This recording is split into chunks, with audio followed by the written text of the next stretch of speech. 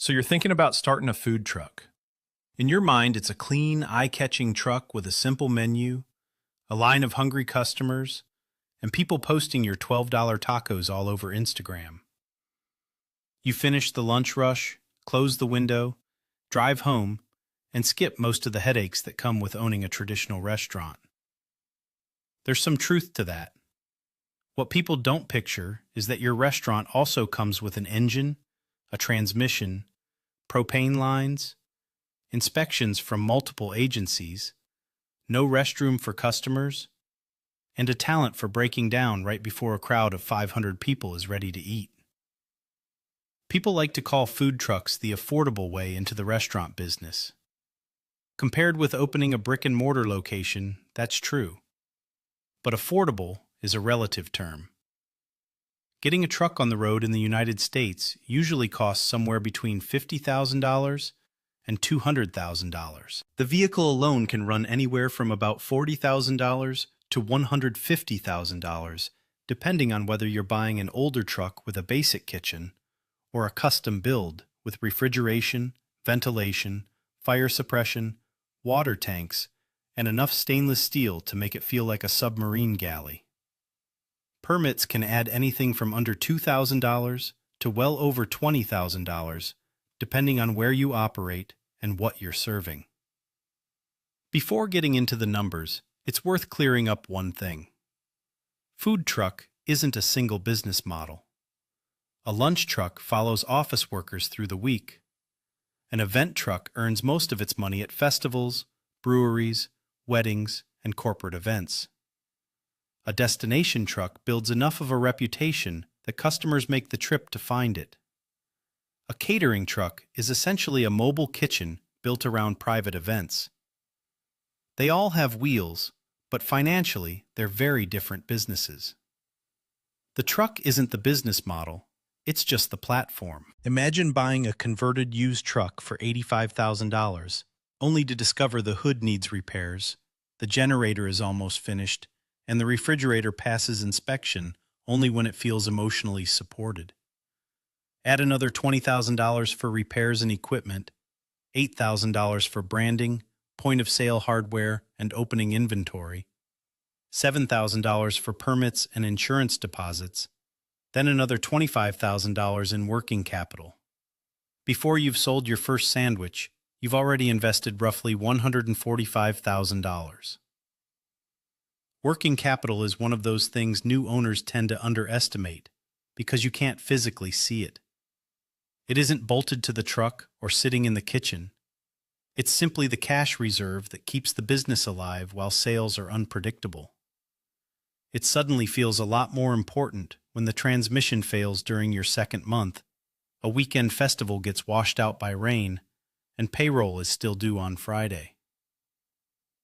Then there's the commissary.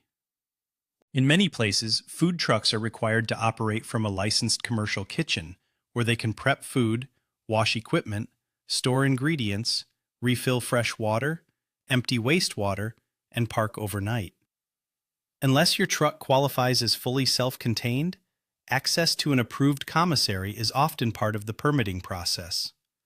In other words, your mobile restaurant may still need a permanent address before it's allowed to be mobile. That's where the idea that food trucks have no rent starts to fall apart.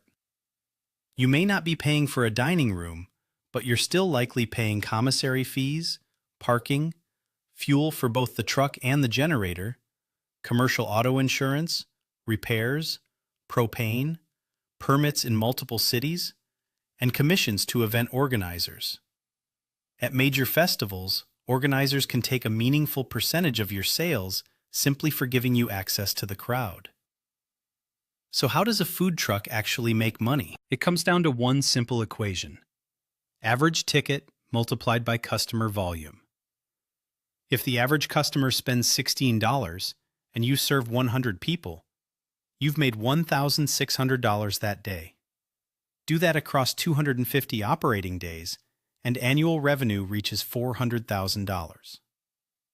Established food trucks are often estimated to bring in somewhere between $250,000 and $500,000 a year. Although a weekday lunch truck, and one that's booked every weekend for private events are almost different businesses. Revenue, of course, isn't the same as profit. Food and packaging usually eat up around 25 to 30% of sales. Labor often takes another 25 to 35%. Then you still have payment processing fees, commissary costs, fuel, maintenance, insurance, permits, waste disposal, and booking commissions. Net margins are commonly estimated around 6 to 9%, though owner-operated trucks can do better because the owner is replacing paid labor with their own time. Sometimes what looks like profit is really just a salary that never made it onto the expense report. Let's run through a realistic example. Say your truck generates $360,000 a year in sales. Food and packaging cost $108,000. Payroll comes to $100,000. Commissary fees, fuel, insurance, software, repairs, permits, marketing, and event costs add another $118,000. You're left with about $34,000 in operating profit, just under a 10% margin. There's nothing wrong with that. It also isn't passive income. If you're working 60-hour weeks, buying supplies after hours, driving to weekend events, and spending Mondays scraping grease out of the kitchen, that $34,000 starts to look less like a return on investment and more like a paycheck for becoming the hardest working employee in your own business. Here's the part that surprises a lot of people. The biggest advantage isn't lower rent. It's the ability to move toward demand. A traditional restaurant signs a lease and waits for customers. A food truck can serve an office park at lunch, a brewery at dinner, and a wedding on Saturday.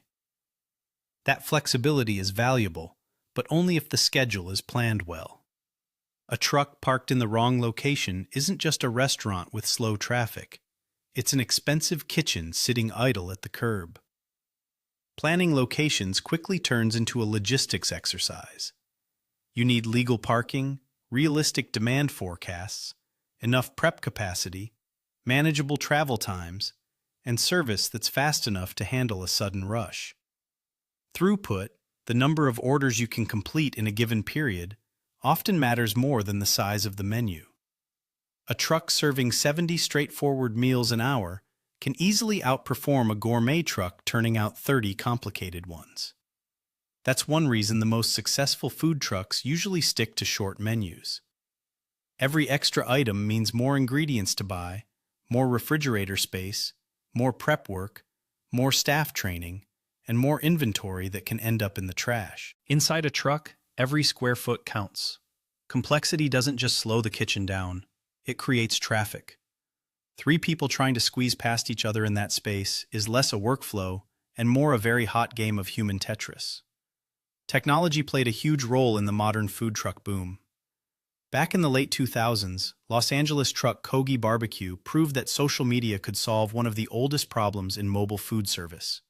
People can't buy from you if they have no idea where you are.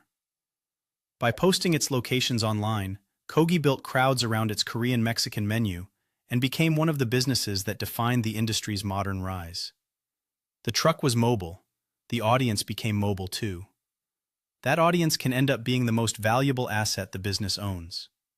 A successful truck builds customer relationships, event partnerships, recipes, operating systems, and a recognizable brand. Those assets can eventually support catering, packaged products, additional trucks, franchising, or even a permanent restaurant. Cousin's Maine Lobster started with a single truck in 2012 before growing into a nationwide network of trucks and brick-and-mortar locations, showing that the truck doesn't have to be the end goal. It can simply be the first step. Mobility, though, comes with its own set of risks. One rainy weekend can wipe out a festival. A mechanical breakdown doesn't just bring repair bills, it also stops revenue. Fuel prices affect both transportation and generators. Cities can tighten parking rules or limit where trucks are allowed to operate. Event organizers sometimes book too many vendors. Social media platforms can suddenly stop showing your posts. Unlike a traditional restaurant, One major mechanical failure can take both your kitchen and your transportation out of service at the same time. Now compare two different outcomes. In the optimistic version, the truck develops a focused menu, averages a $17 ticket, serves busy weekday locations, and fills its weekends with profitable events. Annual revenue reaches $500,000. Food costs stay under control, labor remains efficient, and the owner gradually steps away from daily operations. At a 12% operating margin, the business generates about $60,000 in operating profit while creating a path toward a second truck or a catering company. In the pessimistic version, average daily sales settle around $900. Rain wipes out several of the best weekends, commissions stay high, and a $14,000 engine repair arrives in the middle of the busy season. Annual revenue finishes closer to $240,000. Food waste climbs because demand is inconsistent, labor costs don't fall quickly enough, and the business loses money even though customers genuinely love the food. That contrast explains where food truck businesses are really won or lost. Great food matters, but route selection, service speed, menu engineering, event contracts, maintenance reserves, and the ability to turn unpredictable crowds into repeat business usually have a much bigger impact on the bottom line. A food truck looks like a restaurant on wheels. Financially, it's several different businesses packed into one vehicle. It's a restaurant, a delivery vehicle, an event business, a small production line, and a social media brand all sharing the same metal box. The owners who succeed aren't simply great cooks. They know where demand is going to be, how quickly they can serve it, and exactly what every mile, every minute, and every menu item costs. A food truck can absolutely be a smart way to get into the restaurant business. It lets you test a concept for far less than opening a full restaurant, build a loyal customer base, and earn a respectable living. What it doesn't do is let you escape restaurant economics. It just changes the trade-offs. You swap dining room rent for logistics, a fixed location for uncertainty, and a leaking roof for an engine light. The truck isn't valuable because it can move. It's valuable because the right operator knows exactly where it should stop.